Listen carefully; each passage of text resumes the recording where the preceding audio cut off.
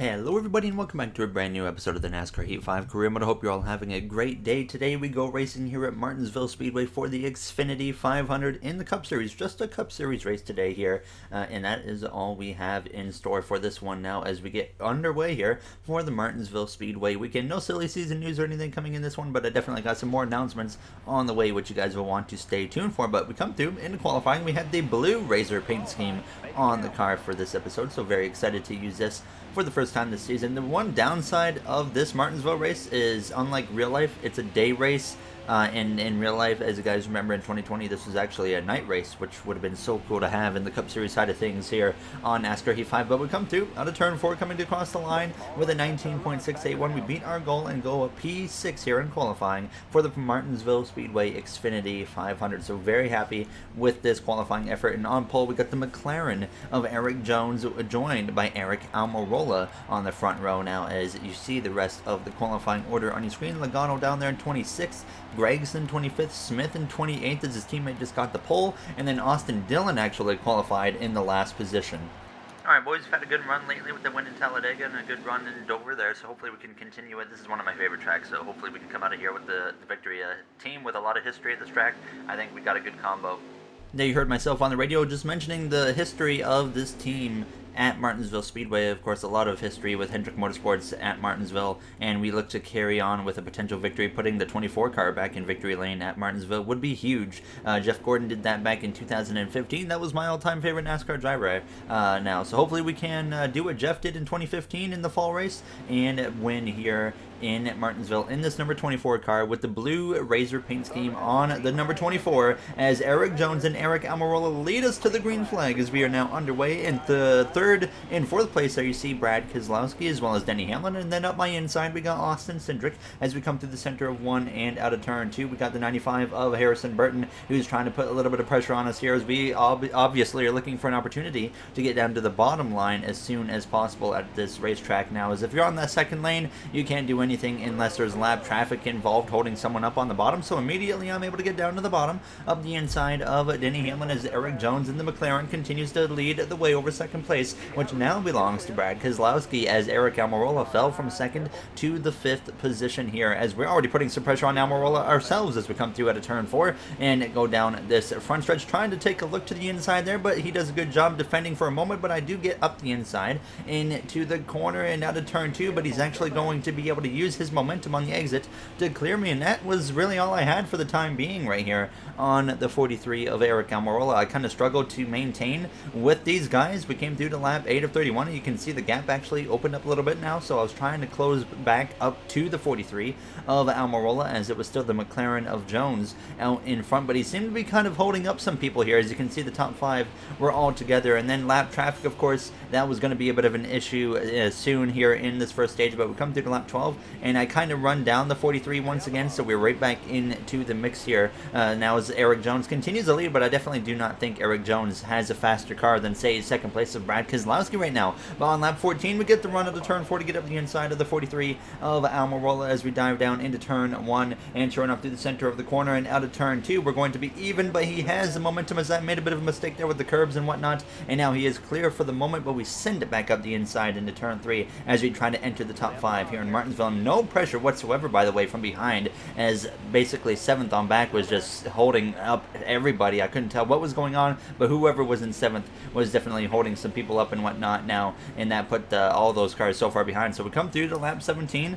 Lap traffic now quite a bit of a factor here, as that Brad Keselowski, he got stuck up on the outside. I decided to just kind of maintain here on the bottom, and now we're going to be able to at least pass the 2 car and move up into 4th as I get into the back of the rookie of Austin Cindric there for Wood Brothers Racing, as we go down the back straightaway up the inside of 40th place of Michael McDowell as we go into turn 3, actually getting up the inside there of the 21 of Austin Cindric. So we pass him for 3rd, get up the inside of the 95 of Harrison Burton for a brief moment there as we try to get back to turns 1 on his inside, and sure enough we make it happen. But now you see The 0-2 with Jones kind of stuck behind traffic a little bit here, so they get side by side for the lead now between Burton and Jones. And now Jones out, he goes up the inside of Corey LaJoie, so we will pass Burton, who gets held up behind him. And now we move up into the runner-up position, and I would continue to follow Eric Jones through the lap. Traffic would come through 3 laps later on lap 23, and now he was making the outside work, but then I sliced down to the bottom once I saw the 3 car was in the way of the 0-2, and sure enough, side by side, and now we are going to go through and take the lead here with less than 10 laps to go in stage 1 as we send it up the inside of Alfredo and even get up the inside of Kevin Harvick. Now as Eric Jones, he gets in line behind me and tries to follow me as well past these lap cars, but now once I had gotten the lead, we were driving away with no problems at all here as we came through with 6 laps to go. But then we had a bit of an issue as we were 3 wide with Stenhouse and Smith, but Joey Logano, our rival, having a very rough day coming off of his 2nd win of the season last episode in Dover, and now we actually get the caution, so we're not even gonna have to worry about passing the 22, as honestly you could not have had a better timed caution right there. That just saved potentially everything for us now, as Logano was going to make it so hard for us to pass him and very well could have taken us right out. Make sure you tell NASCAR I said thank you. I don't know what happened, but that's the best timing I've ever seen for a caution. There you heard myself on the radio just saying thank you for that caution. Now, as you see, a bunch of cars on lap down. We've had a very good pace so far in this number 24 Razor Camaro as we get ready to go green here. What will be now a 2-lap dash to end stage 1. Myself and Eric Jones on the front row as the green flag is back out. 2 laps remain in stage 1 as we look for yet another stage win on the season. We picked up a stage win recently in Talladega, as well as a race victory for the first time this season as we exit turn 2 side by side with the McLaren driver. Jones has been in the mix a little bit lately here in the career mode, definitely picking up the performance with that McLaren team wanting to get into the playoffs as we exit turn 4. Jones, as you guys remember, drove for this Hendrick Motorsports team last season in the career mode, made the playoffs, never did pick up a victory, but here he is in McLaren running just as strong as he did with Hendrick Motorsports. Now as we come through down the back straightaway into turns 3 for the final time here in stage 1 in the Martinsville Speedway Xfinity 500, and sure enough, as we exit turn 4, we're going to come through to pick up the stage victory here, and now we add yet another playoff point to our name now, as we've had a bit of a rough start to the season. As you guys remember, there was like three straight races where we just finished outside of the top 10 and we started dropping down the standings a little bit, but now we've been climbing ourselves back up and we're right in the mix for that regular season point standings championship once again. But of course, still a lot of time left in the regular season for anything to go right or go wrong for us now as we get ready to lead the way for the start of stage 2. Keselowski and myself on the front row and Jones and Cindric behind. Now is for the start of the second stage. We're going to go through into the AMP segment.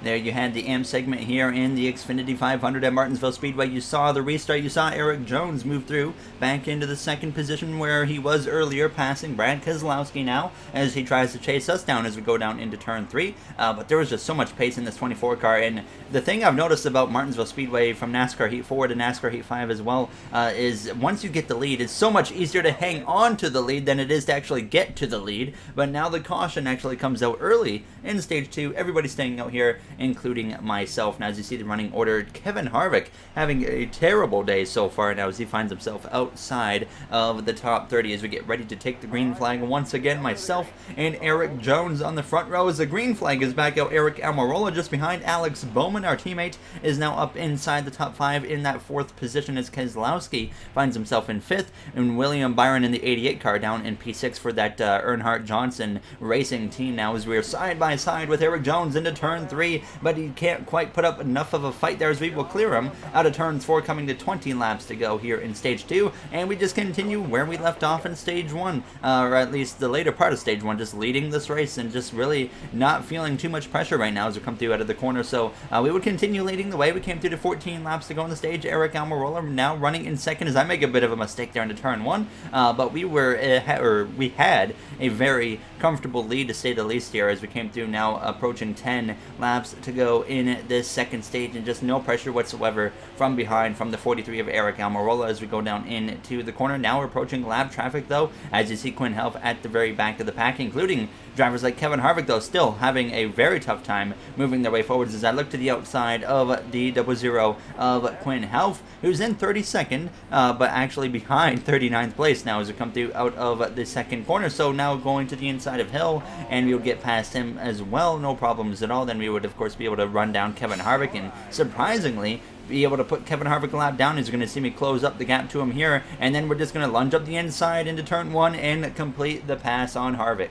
But very surprising to see him struggle so hard. He's really had a rough season, and honestly, we're definitely, I think, seeing him close in on the end of his Cup Series career here in the NASCAR Heat 5 career mode now as we come through to 4 laps to go. Then we came through to 3 to go, approaching 2 to go on the stage, and we were so far ahead at this point compared to Eric Almirola now as we look to the inside of our rival of Joey Logano with 2 to go in the stage, and I was expecting him to do just that right there. He forces us down onto the grass into turn 1 and out of turn 2. He's not going to give us much of a break, and as well, he's trying to stay on the lead lap, or at least be in the lucky dog position as we go down into turn 3, but as soon as I pass the 17 car as we approach the final lap in stage 2, then Logano will be trapped a lap down going into that final stage, and unless he tries to take the wave around and hope for an early caution as we come through the center of 1 and 2 though, we put the 17 a lap down, and as we exit turn 2 we get to the outside of Brandon Jones as well, and we are going to be able to put him a lap down as well as we go down into turns 3 and 4 for the final time here in stage 2. We won stage 1, and out of turns 4 for the final time in stage 2 we pick up the second stage victory, so yet another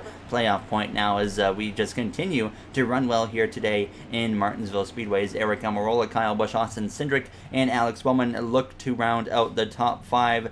Looks like, yeah, so Busch actually got Almirola before the line, so Busch into second place now is everybody once again coming into the pit lane here for 2 cans of fuel as well as 4 tires.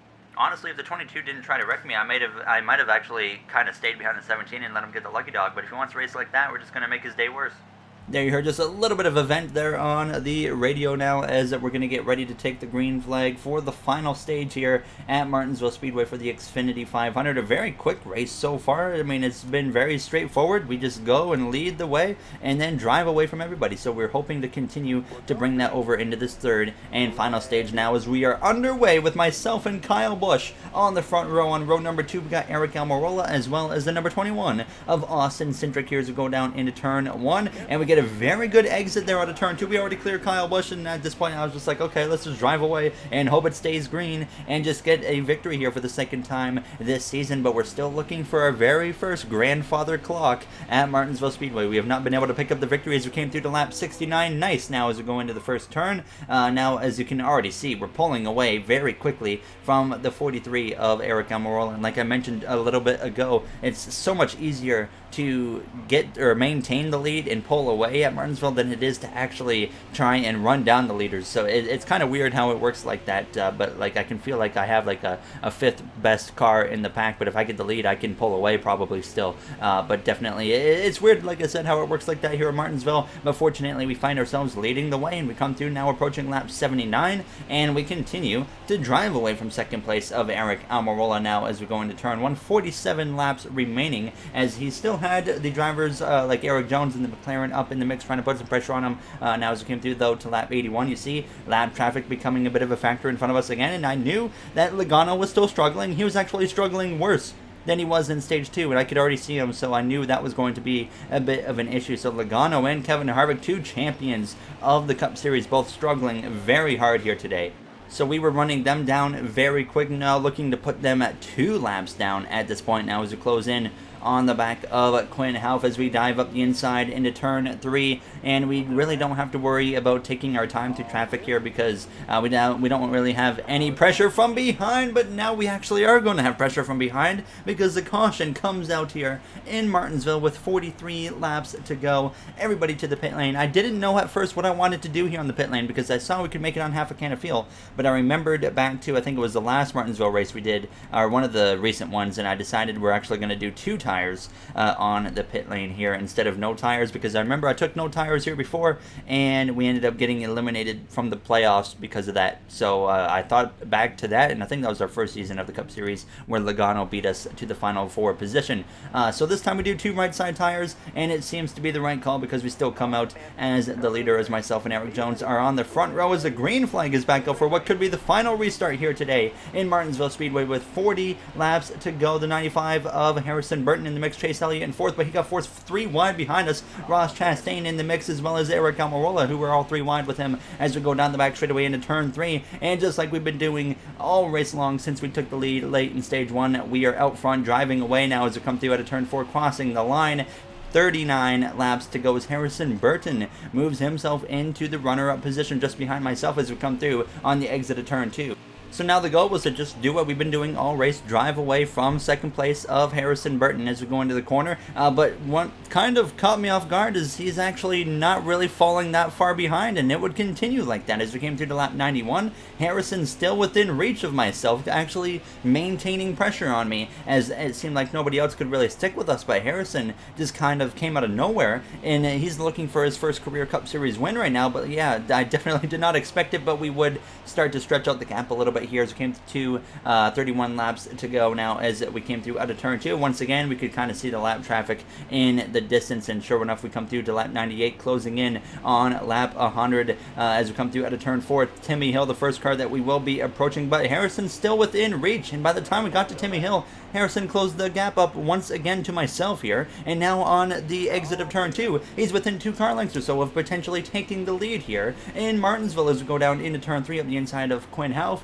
and sure enough, we put him a lap down again as Harrison's going to follow through as well, and Harrison was really not struggling whatsoever to get through the lap traffic, and now we run down our rival of Joey Logano as we exit turn 4. This is where things are going to get interesting as we come through to 24 laps to go, and sure enough, Logano tries to force us down onto the grass and nearly turns us. We get into the side of him, beating doors once again with Logano for the second race in a row. Burton goes through to take the lead after this mess as Logano sends us into turn 3. We go sideways, but we hang onto the car, and now Logano, he was sideways as well, and we maintain second at least, but now Burton way up the track as we go down into turn 1 up the inside of Austin Dillon as Logano just cannot let a grudge go, and now we have to reset and try to run down the 95.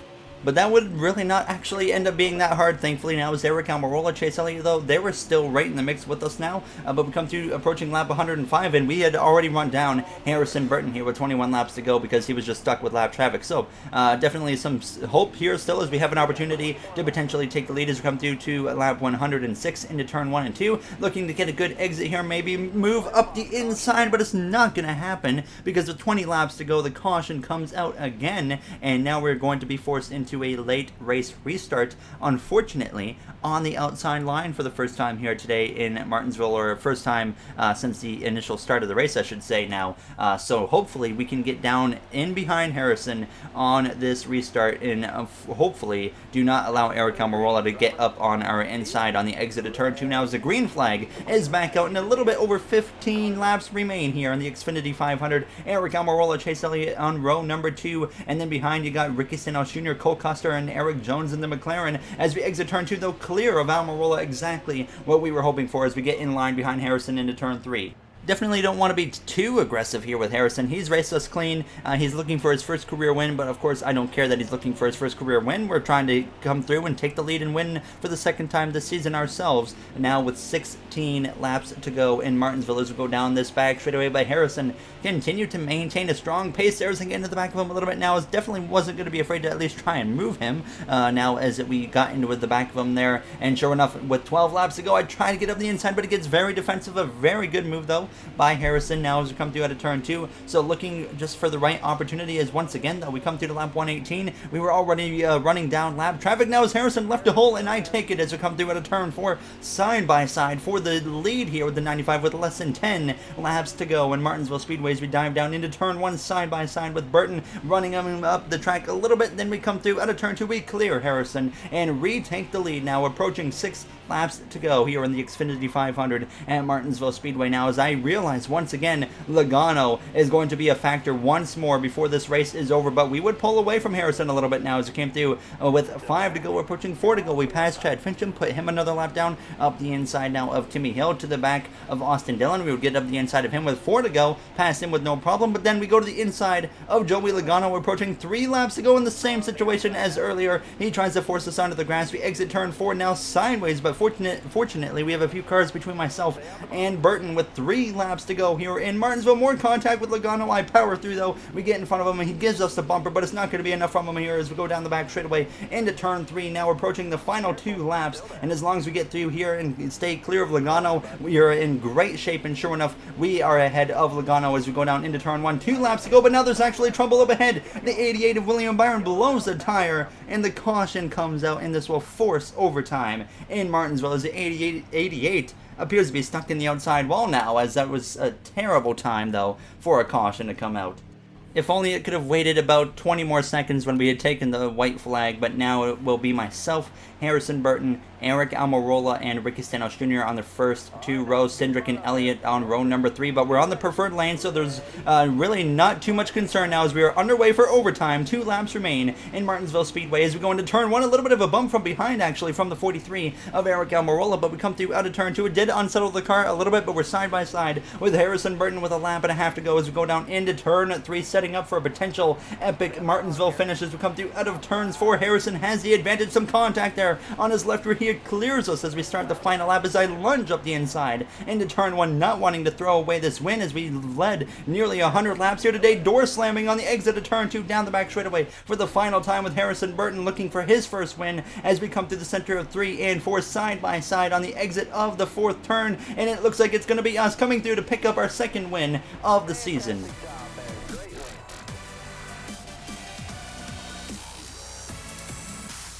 What an overtime scrap that was right there with Harrison Burton, as he was so close to picking up his first career win. But like I said, there was no way I could just let him get it now as we come through to get the 2nd win of the season and our 2nd win in just the last 3 races now, as once again things are really starting to pick up for this team here in this number 24 Razor Camaro team now. So very happy to pick up the win in Martinsville for the first time in our career. As I remember back in the NASCAR Heat 4 career mode, it actually took to the final Martinsville race of that career mode series to pick up our first win there. But finally, we do it here today in the Razor Camaro. Very happy about that.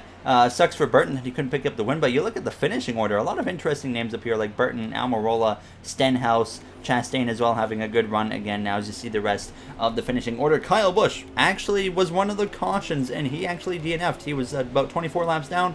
The rookie of Todd Gilliland DNF'd as well, 47 laps down, and then Joey Gase had a DNF. And Logano, Harvick, both had very rough races. Now, as you look at the point standings real quick here before we jump into the main menu, and it's going to be kind of interesting here. We have retaken the regular season point standings lead by 8 points over Truex, so we are right in the fight with him for this regular season championship that's going to go for another like 14 or 15 races or something like that. Now, as you see the point standings though for all 3 series, you saw the Truck Series with Chandler Smith at the very bottom now, and then we got the Xfinity Series where our car is currently 4th now, as of course the Cup Series still looking just as interesting as before. Chase Elliott is now the first car out of the playoffs. He continues to close in on the playoff position as he is 11 below. Jones in the McLaren 14, Burton 20 out, Bubba Wallace 20 points out, and Alex Bowman, our other teammate, 24 points out, and then myself locked into the playoffs. Kyle Larson, our other teammate, very comfortably inside the playoffs. But I would like to thank you all for taking the time, as usual, out of your day to watch this episode. I just want to say before we end it, though, thank you to the Going Racing members of MJ, Aiden, Tony, Dylan, Joseph, RJ, Timothy, Bubba Jr., Mr. Johnson, NASCAR on Docks, Devin Roth, Eric Chouette, as well as Matthias Hansen. You guys help me out a lot, as I've stated every single episode, and I really do appreciate appreciate it, and I appreciate everybody that watched this episode. Thank you all for taking the time out of your day to watch me and support me, and I will see you guys in the next one for the Coca-Cola 600, I believe it is. So very excited for that one, where we run the double at Monaco and Charlotte. So I'll see you guys then. Have a great day, everybody.